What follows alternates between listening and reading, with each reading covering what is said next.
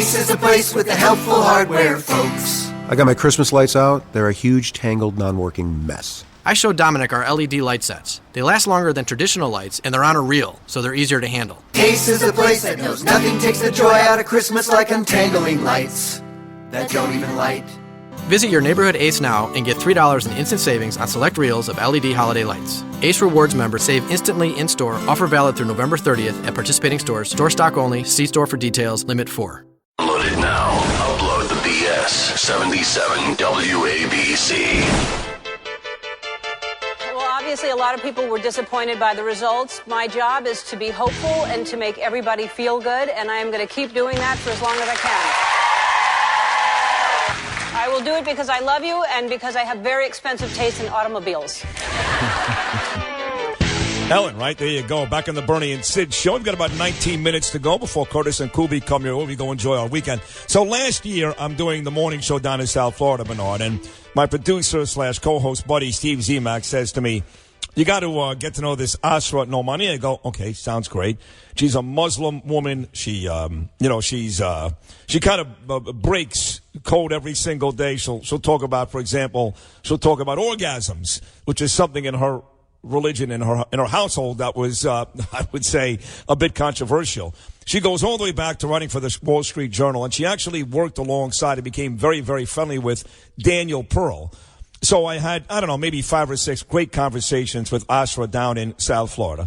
And if you read today's Washington Post, you're going to see a picture of her and a column that reads, I'm a Muslim, a woman and an immigrant, and I voted for Donald Trump. So today she's headline news in the Washington Post. But to be honest, she's been a friend and a great guest for a couple of years. And I'm really thrilled she's on with us today, Bernard. Asra Nomani. Asra, it's Bernie and Sid up in New York. How are you? Hey, thank you. I'm so glad you found this home because to call in, I had to dial the magic numbers that included 666. Right. So I'm really glad that your universe has a line now. Yeah, we've got a line, and we're good, and we got you. So listen, before we talk about the headline news you made today in the Washington Post, seemingly going against the tide and voting for Donald Trump, but folks that don't know you here, this audience at least, you did in fact travel and work with Daniel Pearl. I believe you saw him the day that he was actually captured. He was the first to be decapitated, really, in the whole ugly ISIS, the whole nastiness that went on there. Tell us about that day and your relationship with Daniel Pearl. Yeah, I'm a child of India, as you know, a Muslim, and I went to Pakistan after the 9/11 attack. And my dear friend Danny Pearl was there already with his wife Marianne. He came to my house in Karachi, where I had fallen in love with a guy because I took seriously the Make Love Not War patch, and was trying to make it a go. And Danny came for this visit in which he was going to go off for this interview, from which he was kidnapped and then ultimately murdered. And that was it, as you know, just like the sort of the pivotal moment in my life when I became very clear about the dangers of extremism within my Muslim faith and the fact that I, as a Muslim, needed to stand up with courage so that we wouldn't have more blood spilled like Danny's in the streets of our world. So you have an article out that's causing some controversy and problems for you, and I would like to say, congratulations for your courage, but you're a Muslim woman for Trump. And you wrote about it in the Washington Post, and you're receiving some backlash. First of all, tell us why you're voting for Trump, and tell us about the backlash. Well, or why you voted for Trump. I'm sorry. Go ahead. Yeah, no worries. There's a couple reasons. One, I'm a lifelong liberal, and I definitely have policy differences with the Republican Party on issues of abortion, same-sex marriage, climate change, critical issues in our world. But what I have noticed over this last campaign season were a couple of disturbing patterns. One was the increasing extremism on the left and the demonization of those people that are on the right and that support Trump. It was disturbing to me because I felt that there were points that he made that expressed my worries and my concerns on issues of health care, our mortgage situation in the world today that the Obama administration had not been able to solve for me. I'm a single working mom. I don't have health care. The premiums on Obamacare are too much for me. I tried to refinance through Obama's remodification plan and never got through. I tried Elizabeth Warren's solution. Nothing helped me as a mother, as a human being, as an American. And so I come from West Virginia, and my gosh, I go home and I see the struggles of ordinary Americans. So this was common sense conversation that we needed to have, but oh my gosh, turn on the TV, turn on the news, and all you saw was this caricature of Donald Trump and those that supported him. And me as a human being, as a liberal, I just thought this is unseemly. Like, these aren't the progressive values that I believe. And so I didn't find a moral compass, in the campaign that was Hillary Clinton's. And then ultimately, my bottom line issue is this issue of Islamic extremism. I know that the Obama administration has had this dance where they won't talk about the Islam and Islamic State. And to me, we do that at our peril. And the left has unfortunately developed this alliance with the Muslim right that is very disturbing and ultimately, I think, sabotaging, the safety and security in our country. So what I hope is, as a liberal supporting and voting for Donald Trump, I can help encourage common sense conversation that will allow the right solution to move to the middle. And that's what I hope the left would do also. But, they're out on the streets now and causing mayhem. And, right. and again, we have to be really honest. Like, this is partisan politics that's expressing itself. All of the organizations that are on the streets are ones that were pro-Hillary, and we shouldn't, but yet the media is trying to present it as if it's a spontaneous protest, when in fact it's as orchestrated as the campaign. Asra Nomani joining Bernie and Sid. Again, the column in today's Washington Post is, I'm a Muslim, a woman, and an immigrant, and I voted for Trump. I know that we spoke a couple of times. There are some folks around the country that are kind of on the ISIS hit list, if you will. Pam Geller is probably the top of the list. You've got Ann Coulter as well. But you've talked to me in the past about how you too, you're on a list as well. That here you are, a Muslim woman. You've been critical of your religion, Islam, talking about how it's still a kind of a 7th century religion and the way they treat women and all this stuff. So is that still a big issue for you? Yeah, absolutely. And what has happened in this election is my universes have collided. The left talks a lot about intersectional politics. That's their buzzword of the day. The new brown-black alliance, and on all of these, issues of identity politics that I think ultimately sabotage our values as human beings. And so what I have seen happen is that we have this honor brigade inside of our Muslim community that wants to shut anybody up who talks about the realities of our issues in our Muslim world of the 21st century. And they are working very closely with a liberal honor brigade.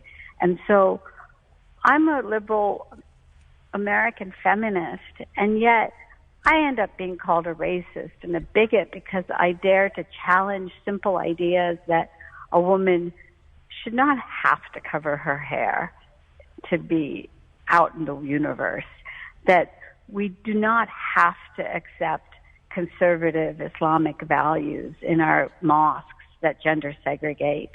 And I think, we need this real soul searching as a liberal community on how we have ceded progressive values for the sake of political correctness. And that's what I think is the crisis that we face today as in America also. And we see it on our streets every single day. Like, I talked to a guy last night. I'm here in Milwaukee for my son's fencing tournament, and a man saw one of the protesters spitting on the face of a police officer on the streets of Chicago. Like, this is not okay. That's not a peaceful transition. It's not civil cool. society. I marched. I actually was with the protesters here in New York City 2 nights ago. I happened to be going their way, and I heard them screaming, F the police, F the police. Yeah. That was their chant as they walked past the cops.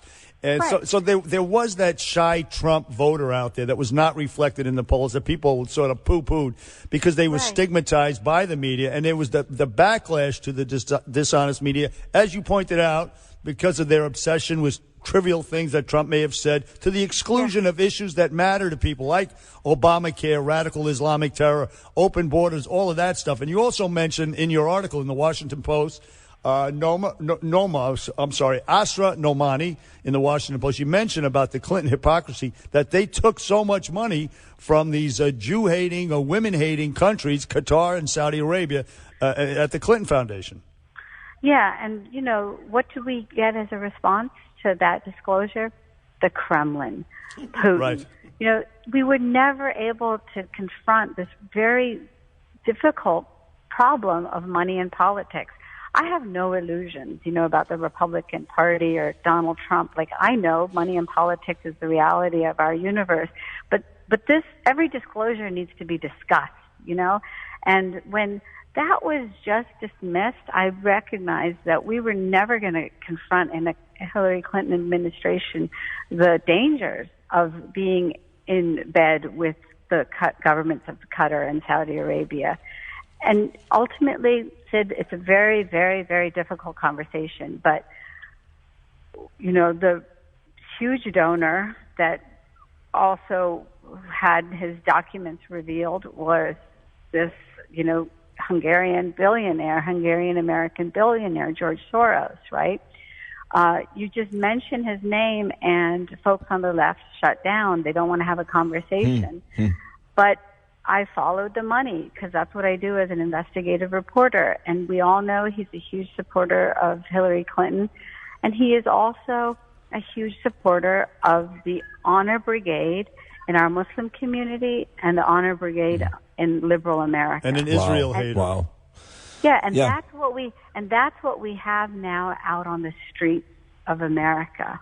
Like, we have to put aside our, biases and partisan politics and just follow the money, see what people's agenda is being played out. But instead, on MSNBC, I watched it the other night, and I heard, Brian Williams talking about the spontaneous protest. Well, just tracking Facebook, I could see the orchestrated planning and scheming for those protests. Yep. So, and I just want to emphasize, like, this is astroturf activism. Like, this is an activism that is being generated for a political agenda. And that's okay. Like, people are allowed to do that. But what I'm just saying is, let's have transparency. Yeah. Let's be honest about it, right? Let's be honest. So about a minute and a half to go. We have to run, Asra. Unfortunately, you're beautiful and great. And we love having you on. But again, as a Muslim woman that is not afraid to go out and talk about what's really going on inside your world, your religion, you often hear, well, most Muslims are great. A very small percentage are not. But then again, that small percentage can really do some damage here in the United States. How worried should when I say Americans, I'm good, most Americans too, but how worried should Americans be about the threat of ISIS and Islam? How worried? Oh, very worried. The threat of the Islamic State and the extremist interpretation of Islam that is called Wahhabism or Salafism is a reality that crosses borders because it's ideas. And until we confront this ideological threat, just like we did the threat of communism with honesty and transparency and clarity, we will be living at as moving targets. We are so vulnerable, and I want to encourage everyone to to study, to learn, to read about the ideology that exists within our Muslim community, like all communities. And recognize that we're in a battle for the soul of Islam, and we need people to put aside, monolithic prejudices, but also, denials. Like on the left, they just live with denials, and on the far right, there might be just such a fear that it becomes a blanket, condemnation of religion and people. But the truth lies in the middle, right? Like all things, and that's what I want to just encourage everyone to live in that place. Well, it's logical in the wake of a bunch of massacres perpetrated by radical Islamic terrorists to feel a sort of fear. There's nothing bigoted about it. Yes. And similarly, the Indian Hindu community, they have the same fears. In India, you had the Mumbai massacre. Yep. So you have a common enemy there. Asra Nomani, you are a courageous woman, man. I'll tell you what. Excellent. She's great. Isn't she great?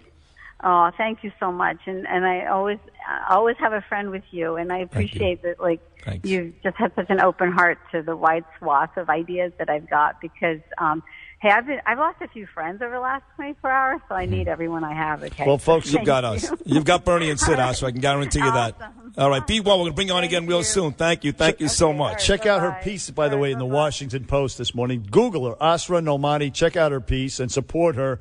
Back on the Bernie and Sid show after this. 77 WABC. Traffic and Transit. Bloomfield, there's an accident on the Garden State Parkway northbound at Hoover Avenue in the right lane with delays to Bloomfield Avenue. At Tinton Falls, that wreck on the Garden State Parkway